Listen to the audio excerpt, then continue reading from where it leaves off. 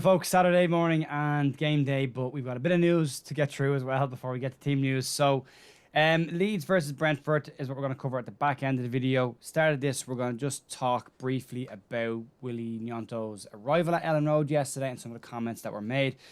Some interesting nuggets taking out of Jesse Marsh's press conference on certain players within the Leeds squad. Raphinha's money, did it come in? Get to that. And then we're going to a clip of Victor Orta commenting on Bamba Dieng and the situation that happened there, as well as some other rumours that are stuff, as I said yesterday, been pushed out towards January. So we'll crack on with this anyway, and we'll start with Willy Gnonto, who arrived at Ellen Road yesterday, and by all accounts seems to be a very level-headed, modest kind of kid. There's a fantastic video of Gnonto meeting Jesse Marsh going around, and it's the most heartwarming thing I think I've seen. Jesse Marsh wins a lot of prizes when it comes to just his attitude and his demeanour with people. And Ben Parker put a lovely tweet out this morning as well, just kind of highlighting how rare it is for a manager to welcome a new kind of player. And there's a lovely moment where he goes to meet his parents. So just a lovely thing to start off with today. And the kid looks like he could be very welcome addition to this squad. Nice level head. So good work on that. Some more information on what happened with that in a minute. Moving on to comments from the press conference. And asked about Robin Koch's early start to the season. Jesse Marsh said he has emerged as an incredible player and maybe our best player of the season so far, which is incredibly hard to argue with. He has been probably our best defender.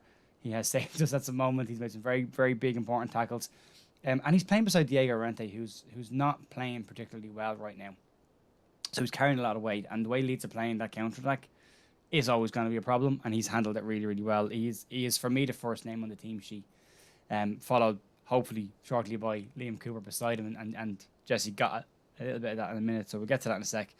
So moving on then, talking about Raphinha money. And this tweet was sent out yesterday in reply to another person who asked Razozani A, how he was, and B, did we get the Raphinha money? And he replied with a thumbs up and a yes in this tweet, saying thanks for caring. So that's nice. That was nice. So the money's in, apparently. So that's a good thing. All the worries about court cases are now gone.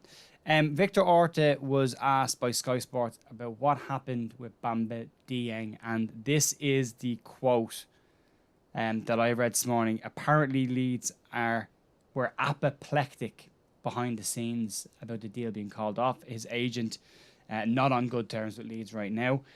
Angus Kinnear was said to be the one that initiated the move for Dieng after the Gakpo deal fell through. But asked by Sky Sports about the deal, this is what Victor Orta had to say. You know, when you start to think, wow, it's really easy, and then the calls doesn't back, say, what's happened? It's not easy anymore, and I respect the decisions of the player. I don't know that how it's going to your mind for change. Perhaps the comfort zone. I live in Marseille. I can go to Nice. It's 20 kilometers of my house. Start a new life in a new country. It's true that it's difficult putting the shoes of the other people. I know that I know myself and I have a war. I respect my war in the good or in the bad things. But okay, again, we try. Looks easy, and at the end was not easy. So the big thing for that with me is he's trying to be balanced and professional there, and fair play to him, because I can understand him being apoplectic behind the scenes. It's an incredibly unprofessional situation. And what's also come out is Fabrizio Morano tweeted last night that the deal for Bamba Dieng to Nice is off, completely off. That whatever happened, they went back into negotiating a deal and it couldn't be done. It could still happen. He can still move. They have this thing in France where they've called it, it's like a joker card. They could get one transfer they can make outside of a window, which seems like a bizarre thing to do when you've got a transfer window in place. Like, why have this? Just get rid of the transfer window if you don't want it. And speaking of transfers, the Ben Burton Diaz stuff keeps popping up and floating around. It has been said this morning that Leeds will probably look at going back in for the player in January, either to buy him at a cheaper rate or a pre-contract agreement. Diaz has made it clear to Blackburn that he is not signing a new contract and has rebuffed several contracts that they put in front of him at this stage. The 23-year-old is keen to move on from Blackburn. So we'll see what happens there in January. Before we get to the match day stuff, it's also a great day for Pascal Struijk, who has been outstanding this season playing at left back. Despite the fact he's not a left back, he is ranking in the top 6 defenders in the league. He has 43 duels won, 20 tackles won, and 11 interceptions. and has just been called up to the Dutch national team for the first time. So congratulations, Pascal. You've been incredible this year, and well done, and thoroughly deserved on your call-up. Fingers crossed for you getting to the World Cup, mate. Fingers crossed. So then moving on to team news, and we'll start with Brentford stuff. Pontus Jansson is set to return for Brentford today after a foot injury kept him out for a couple of weeks. Thomas Frank is keen to get his captain, as he said, back into the team as quick as possible. Christian Norgard will miss out with a small foot injury as well. He limped off in the game last week. And Christopher Ayer is in contention after returning from a hamstring injury. Not confirmed whether he will start or not. In terms of Leeds, Jesse Marsh said at the press conference, a fully fit Leeds squad going into this game. Outside of Stuart Dallas, who's doing some light running work, everybody else has been in full training. He also said that Cooper is the closest to starting, and Bamford in that mix as well. And it'll be interesting to see who Leeds go with up front. You have the option of playing Sinistera up front as well as playing either Joffe or Bamford.